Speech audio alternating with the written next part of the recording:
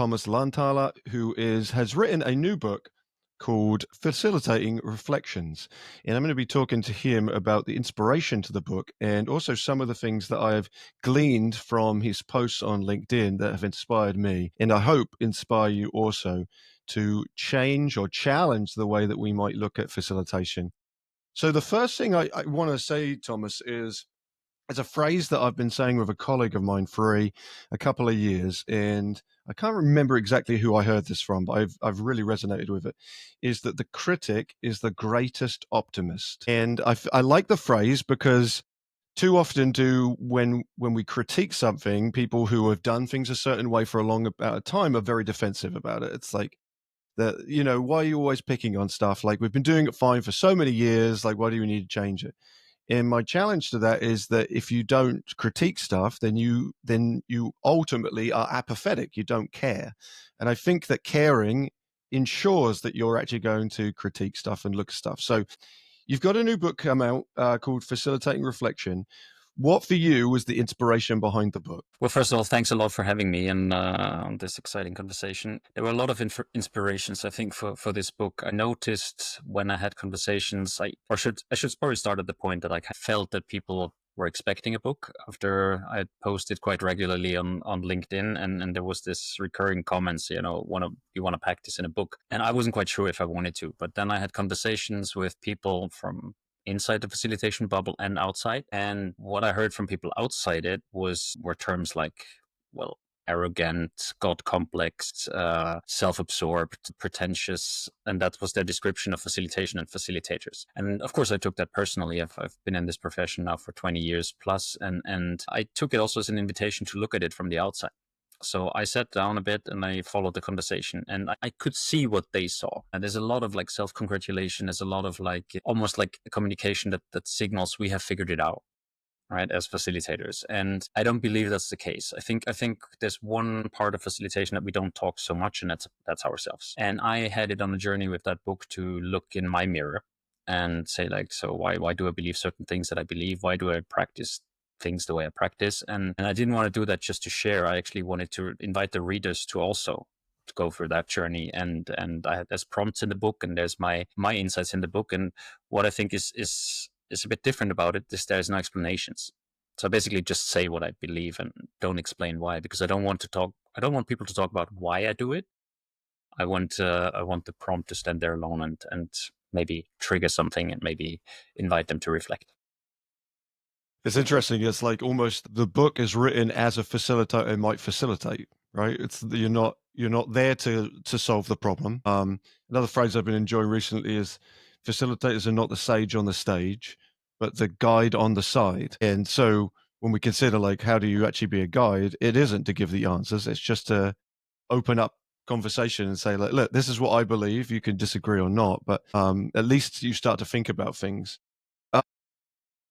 Was there you talked about this, you reached out to folks and were asking them, like, what were facilitators? What kinda guided that process?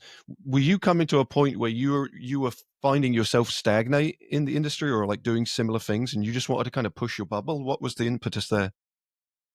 Wouldn't say stagnated, but I found myself having increasingly reactions to things that I read and heard, which were not necessarily, and I wouldn't go as so far as to say like agree or disagree, because I try to also move away from those concepts because they are often blockers for the conversation, right?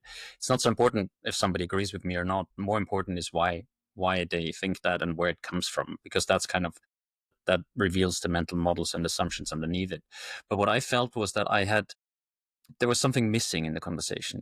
I didn't feel there was anything new. I felt like I've heard this many times before, and I also felt like there's a lot of shadows that I experienced. Whether this is the post workshop lows, where you kind of all of a sudden everybody leaves and you're lonely and you kind of sit in this weird sense of emotions, or sometimes I just didn't want to facilitate anymore. I was like, there was no joy.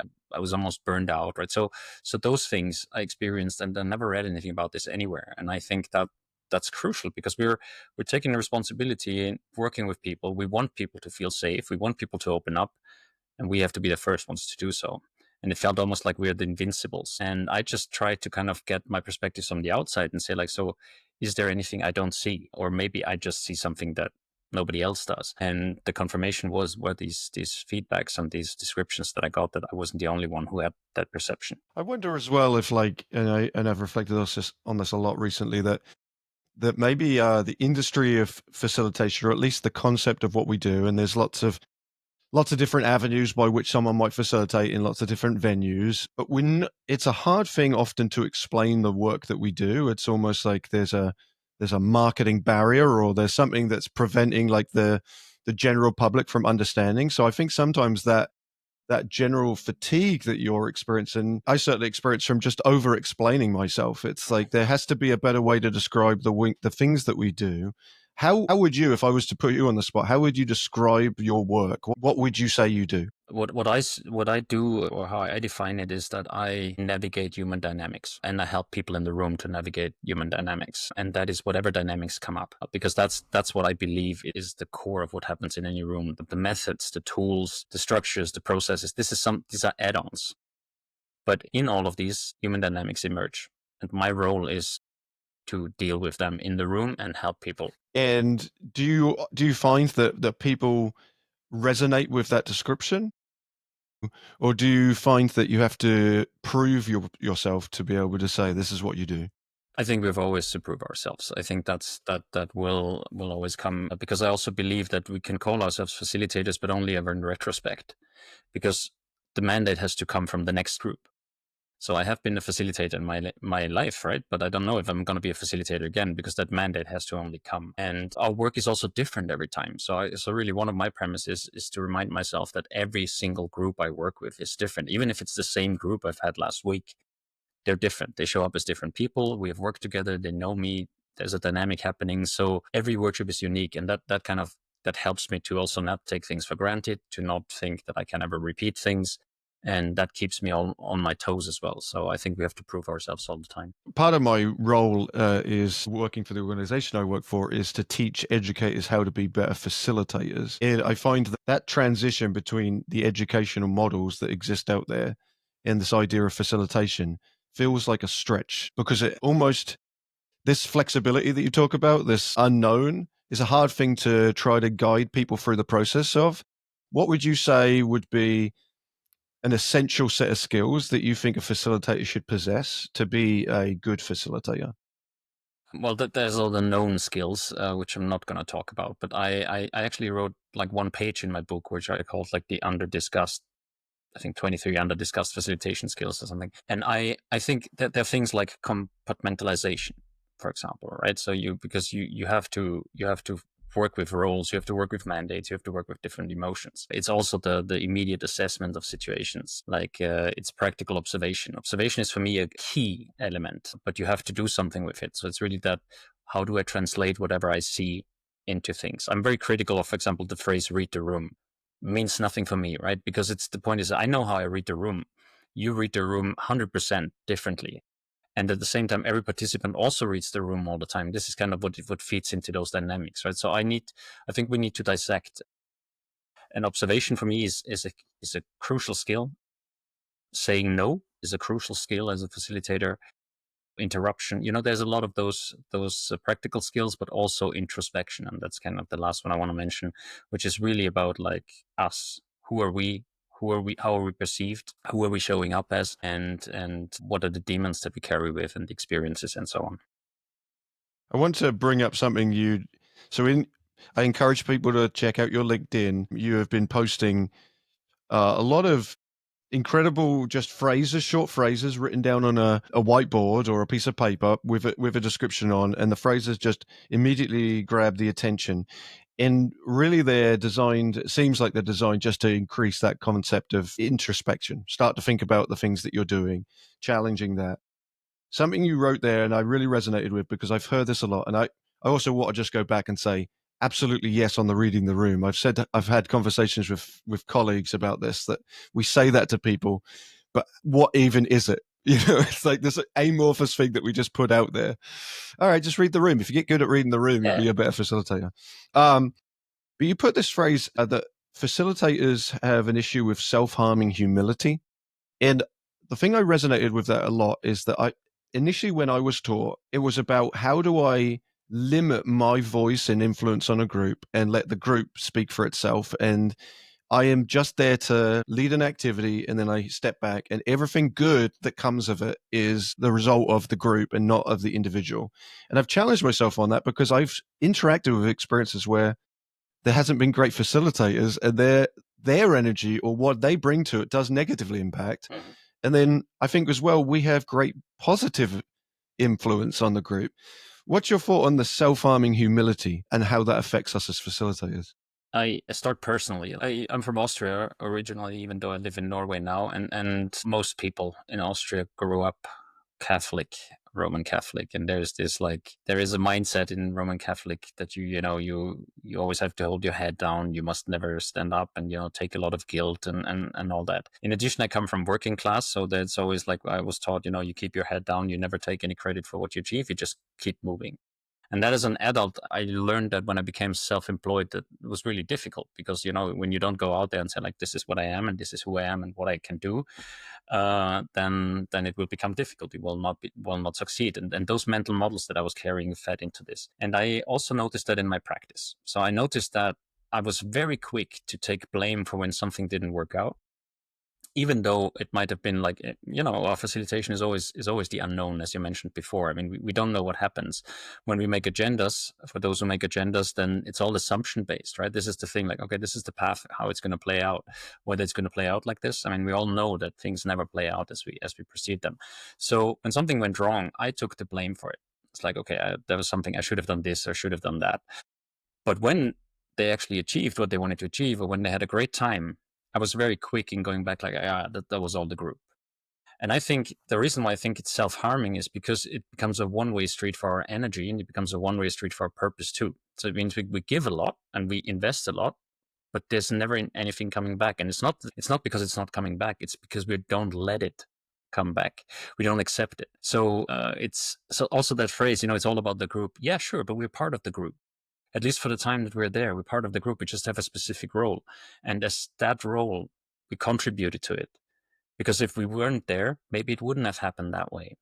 And that's also okay to say that. And there's no arrogance connected to this. This is just simply a fact. Like, I've contributed to this, and I'm happy about it. And that is a positive feedback that we often lack. And I see specifically in young facilitators that they're very careful, right? They don't want to take credit for anything they've done because of these ideas that we have to be neutral, and we have to, what you also mentioned before, we have to be outside and we're just guides, and and all that. And I challenge that because I think that's not good for us, and it's also not good for our mental health. I think it's a really important message to put out there, because I also, in England, we have this phrase called tall poppy syndrome, which is this idea that we're always knocking down the people that are better than us because we don't want someone to feel arrogant. And so this sense of consistent humility is ultimately ends up being a negative. During COVID here, I live in the US now, and there was this phrase called toxic positivity, which was this kind of idea that this was no longer helpful. We're just being overly positive when there are real negatives. The flip on that is what we often do as facilitators, which is problematic, which we don't take credit for the good things we do. I just recently worked with a sports team in Switzerland, and they did really, really successfully. And me and a colleague were talking about it. And my colleague, who's very, very humble, said, well, we only had a small part to play. Like, we weren't there for the season when they were all the training, they're physical athletes, like, we can't take credit for their success. We were there for 2 days, and the coach of the team called us their competitive edge. They said, this team development we're going to be doing with these facilities is our competitive edge. And we just constantly push that down. Like, no, no, no, no, no, no. That's, we're just two humans. I think we do that maybe out of protection. Maybe there's a self-protective thing. Like, we don't want to own something that we then can't control. It's out of our control once we say goodbye to this group. But I think it is important that people are accepting of when they have successes in the industries, because I think what it will do is not only enhance the individual. I'm always consistently looking at this as an industry. I'm pumping out a lot of new young facilitators. How do we make this a career for people? Not just a job, but an actual career. And I think in order to do that, we have to promote the work that we do. I go back to that marketing. I think the issue is that we never say that we're good. And yet everyone who works in our industry, if you talk to any facilitator, we will all claim that what we do is the most important work when it comes to group dynamics. And yet no one's talking about it. Yeah, that's exactly my experience too. I feel, and I wanna get back to what you said before, the self-protection. I've seen too often, and I've also experienced it myself, that past success can become future imposter syndrome. So it's almost like, okay, I've been successful and people talk about me as a great facilitator, but again, I don't know what the next group is going to be like. So it's almost like you walk into the unknown, and saying before, I'm so good, I can do that, which you might think and believe, and also hopefully build your foundation on. But then it might go completely pear shaped, and you feel like all of a sudden, okay, I'm actually not that good. So people, I think, start to or try to avoid that and really kind of put themselves down constantly. But what the effect of that is even worse, because you never feel a sense of achievement if you don't actually accept it that you have achieved something. So yeah. What and I know that we're not focused on necessarily the answer to the problem, but what would be your thought on how do we resolve that? Is it just by being more positive leaning towards it? Like, is it talking to others and sharing our story? What would you say is the way that we can improve solving that issue of humility?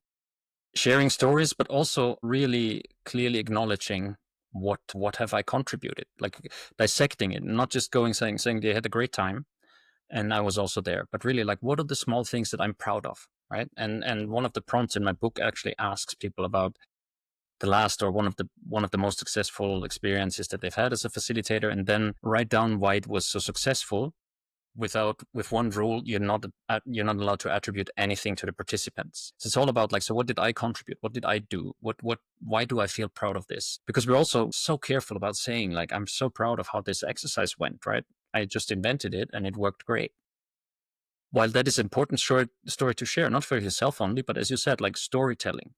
Tell others, and tell others not necessarily only about the technicalities, because that we see a lot, right? This is how you do this exercise, so this is what we have done.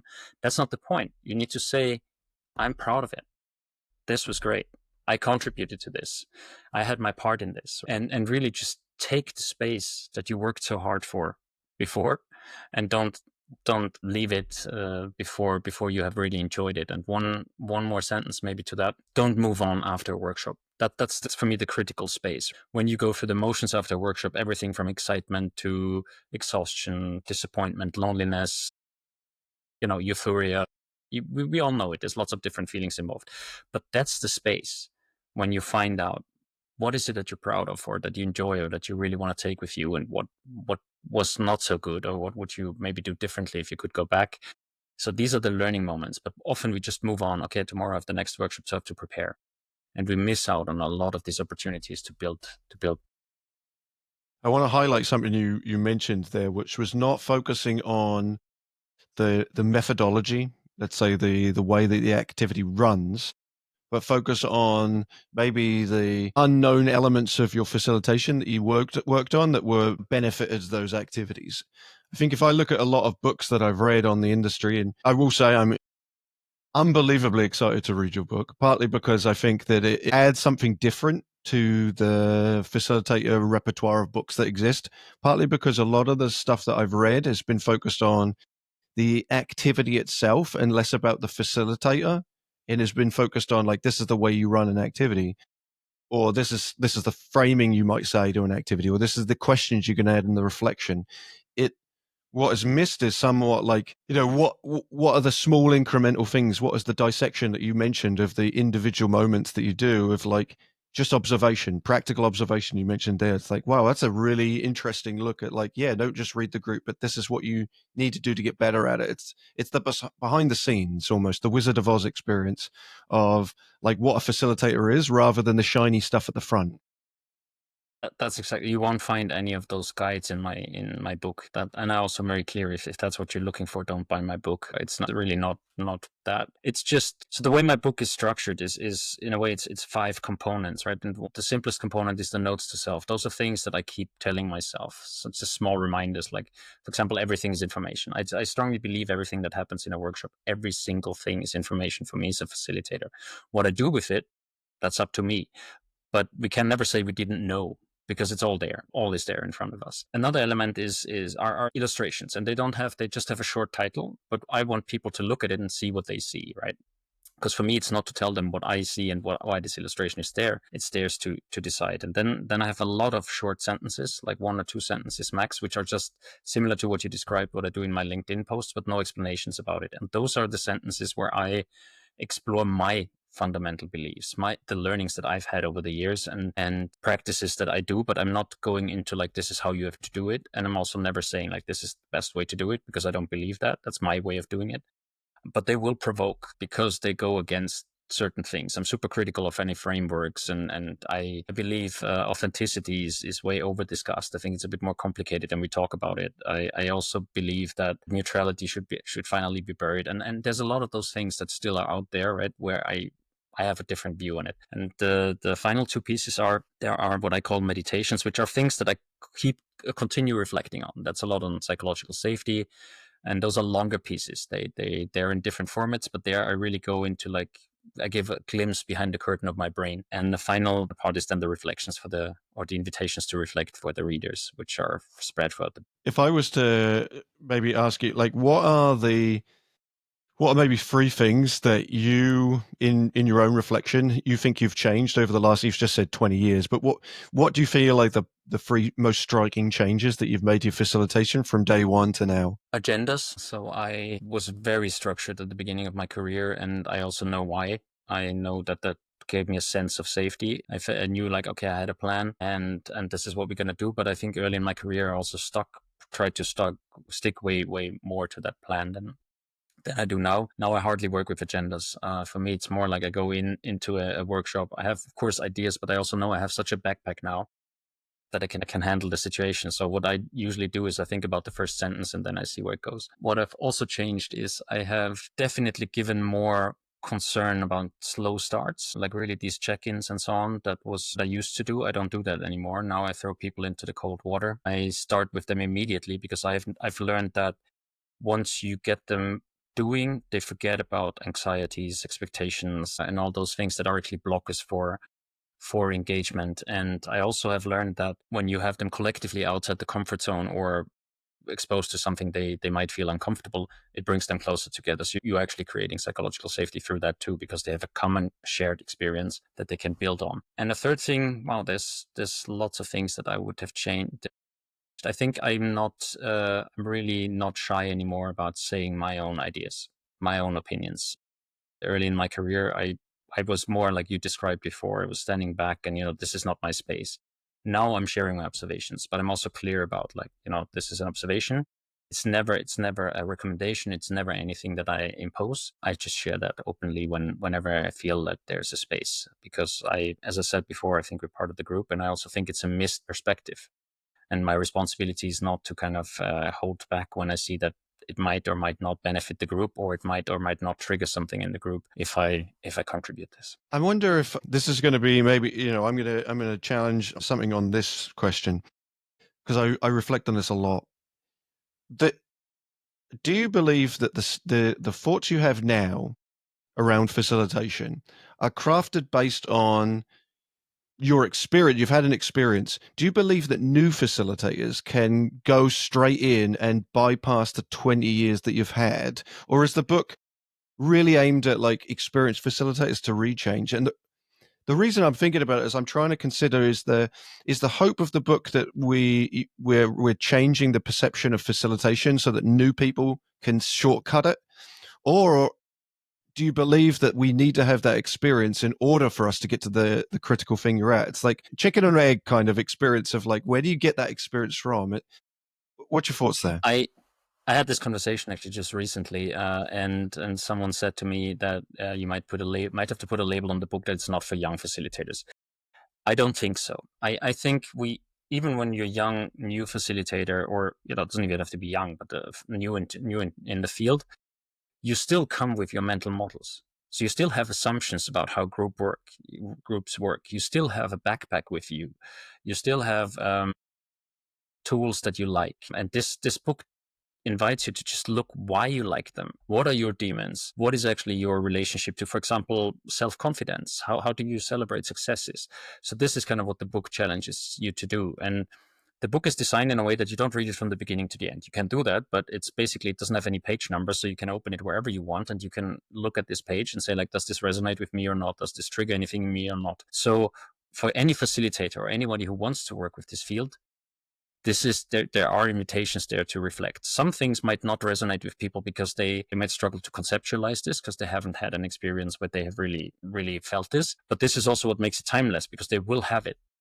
And at one point they can go back. And even for me, right, I wrote this book, and some things that I wrote on LinkedIn 2 years ago, during the writing of this book, I found out, actually, I don't believe that anymore, in that the way I wrote it first. It goes a lot deeper. It's like there's something else that's underneath it. So it's not about the intention is also not necessarily to change the way we perceive facilitation, but it's really about, like, everybody should kind of find out what they perceive as facilitation, or how they perceive it, and how they show up and why they show up that way, to have then a conversation like we have now, where we don't have to convince each other, we don't have to agree, but we just share perspectives, we share insights. Like, you've shared a lot of things which I find fascinating, which adds on already to my reality, and I think that we need to do more of, and also about the difficult topics. I'm also reflecting as you're saying this, that there are facilitators that I will, if I'm going to a conference, I like to go and see how other people present. And there are times where I do not resonate with the way they're facilitating, but I look at the group, other people in the room, and they are. And so I have to be like, okay, I need to almost shed the idea that I know what a perfect facilitator is, just because I know what I like and I know the way that I would run something, and be like, I would never do that.